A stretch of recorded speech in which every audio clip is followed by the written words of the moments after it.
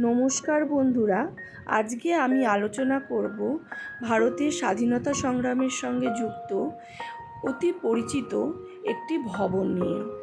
এই ভবনটিতে বসেই বঙ্কিমচন্দ্র চট্টোপাধ্যায় বন্দে মাতরম লিখেছিলেন, তাই এই ভবনটির নাম রাখা হয়েছে বন্দে মাতরম ভবন।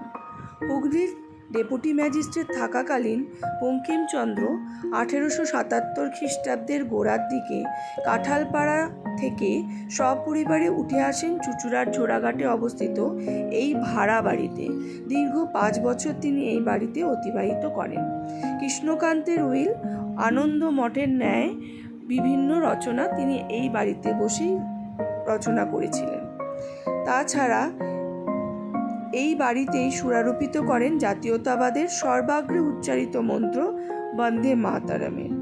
এই বাড়িটিতেই ক্ষেত্রনাথ মুখোপাধ্যায় কৃত সুরে বঙ্কিমচন্দ্রের পূর্ণ অনুমোদনে জন্ম লাভ হয় বন্দে মাতরম সঙ্গীতের।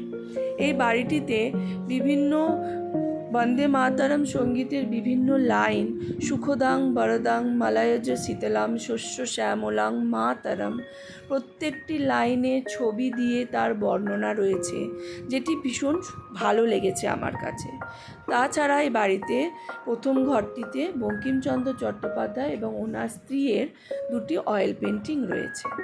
ভেতরের ঘরটিতেও বিভিন্ন ঐতিহাসিক তথ্য আমরা জানতে পারি, তার রচনাবলী সম্পর্কে জানতে পারি, তার পরিবারের বিভিন্ন সদস্যের সঙ্গে আমাদের পরিচয় হয় এই ঘরটিতে। তাছাড়া রয়েছে ভারতের স্বাধীনতা সংগ্রামের শুরু থেকে শেষ পর্যন্ত আমাদের যে কটি জাতীয় পতাকা তৈরি হয়েছিল তার প্রত্যেকটির প্রতীকছবি। এই ভবনের পেছন দিকটাতে রয়েছে একটি বাগান, সেই বাগানটিও খুব সুন্দর। এই বাড়িতে গিয়ে যেন নস্টালজিক হয়ে পড়ছিলাম, মনে হচ্ছিল ইতিহাসের খুব কাছাকাছি এসে দাঁড়িয়েছি। এই ভবনের পেছন দিকে রয়েছে একটি ছোট বাগান মতন। সে বাগানটি হয়তো পরবর্তীকালে তৈরি হয়েছে, কিন্তু এখান থেকে দেখা যায় যে এই বাড়ির নিচে একটা পাতাল ঘর রয়েছে।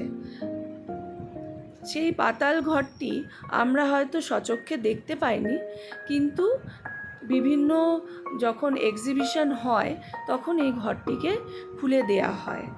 তো আপনাদের সাথে আজকে এটা আমরা শেয়ার করলাম। এটি আমাদের চুঁচুড়ার জোড়াঘাটে অবস্থিত।